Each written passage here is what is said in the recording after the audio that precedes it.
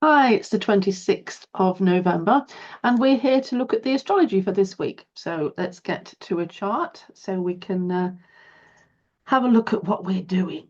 Right, there we go. So hopefully you're seeing a shared chart from my Solar Fire program. Right, we have coming up a new moon in Sagittarius. Now, this moon, which is currently at 14 degrees of Libra and actually conjunct Vesta, so that's about focus on the self, self-examination.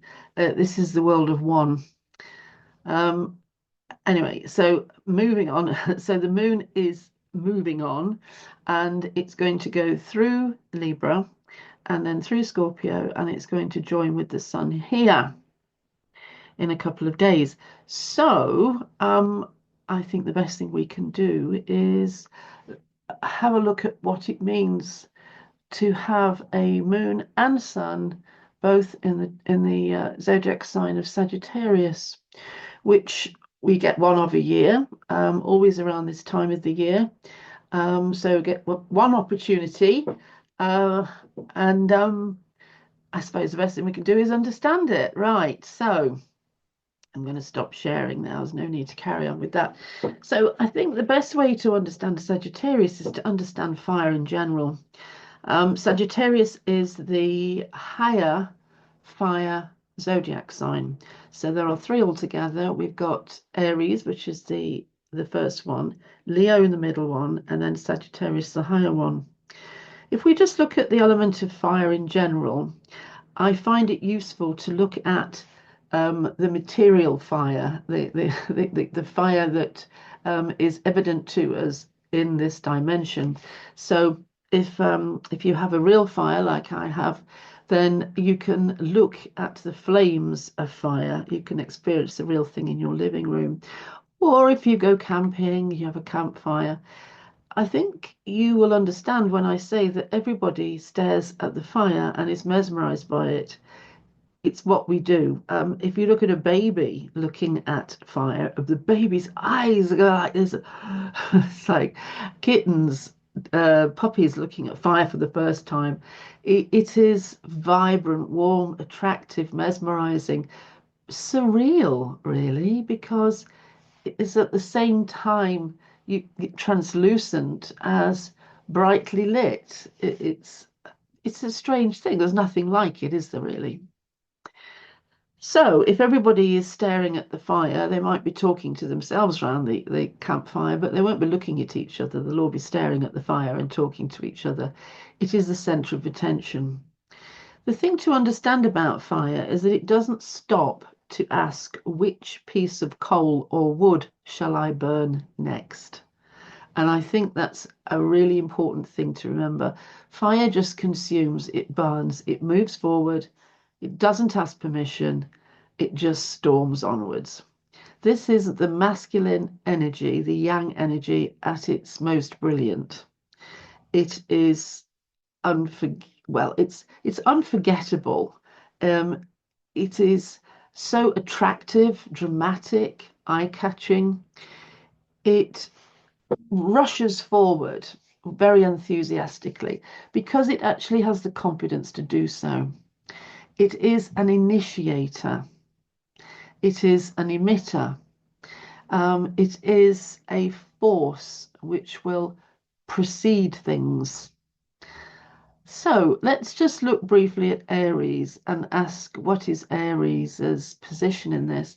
So Aries is the personal version of fire. Aries actually begins the zodiac belt. So it's up to Aries to initiate life after Pisces has washed it all into dissolution. So Aries has the authority, the strength, the command, and the will to leap into existence when everything is in non-existence. And fire hovers over the water, if you like, heats the land, and encourages the vegetation to grow. Without fire, the sun, the vegetation wouldn't grow. Aries represents the fire of that first springing into life from primordial waters. Aries is a self-centered energy. It's very much about me first. It is a personal energy, and that's it. And it apologizes, doesn't apologize to anybody. It apologizes not, I was going to say. Aries is not a team player. If you get Aries in teams, rugby, football, they are not going to listen to the team tactics. They're just going to have their own private battle with the referee or the other side. It doesn't matter, or even their teammates. Okay, so moving on to Leo. Leo is the middle fire sign. So moving on to Leo, Leo's the middle zodiac sign of the element of fire. And Leo is absorbed with the human journey. So the Leo in all of us is the spirit of fire wanting to have the experience of fire and to play fire, but within the human body. And so we are given this royal command force, which actually is probably too powerful, too strong, too omnipotent for a human to take much of it. So those with a lot of fire find that they actually can't connect with the earth too well all this life. But anyway, so Leo has to be played out in all of its godlike, superior, royal energy, and yet we're just human beings. And so our journey, if you like, our struggle is to honor the Leo, which needs to have attention, needs to be admired, just like the gods of Olympus. Fire is the element which actually contains deity, the gods and goddesses. And it's up to Leo to try to express that when actually we're just mere mortals. Okay, I'm not actually here to talk about Leo. Moving on. So the final one, Sagittarius. By the time we get to Sagittarius in the zodiac belt, we have been through the signs which take us into interpersonal relating and the world of two. And then we come out of that world of two, having got divorced or had a big bust up or exhausted from the infighting and the difficulty of managing a relationship.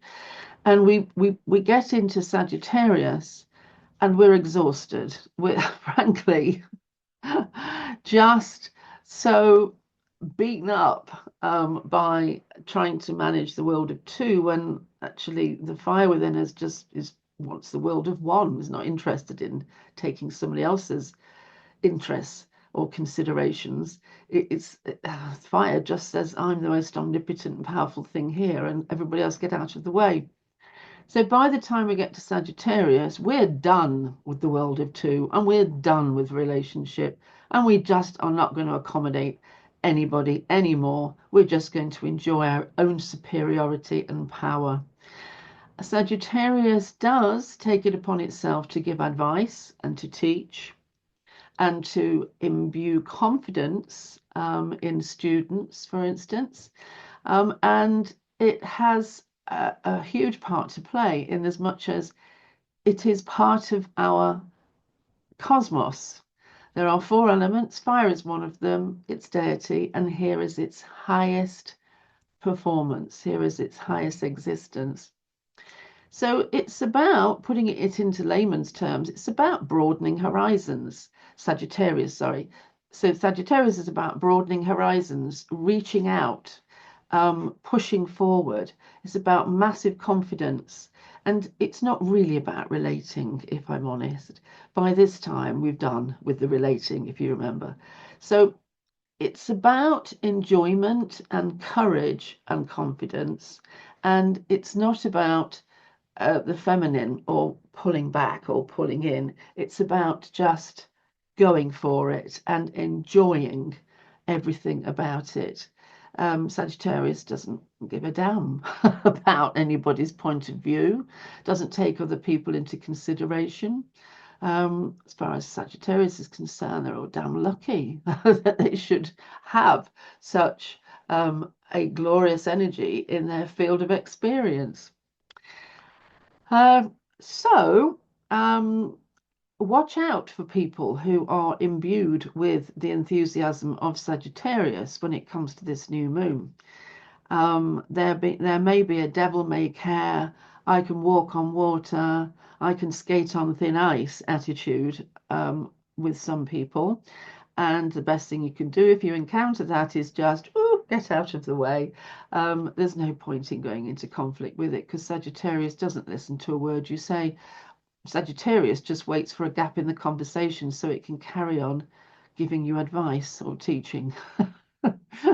So it's a fun time. I think it's a great time for us to have this energy when winter is closing in and it's all getting so dreary outside. And I think it's a great time for instance, the holidays, Thanksgiving in the States, etc., because it really lends itself to partying and who gives a damn and this kind of euphoric, exuberant energy. Okay, so I hope that was useful and thank you very much for listening, and I will hopefully see you tomorrow.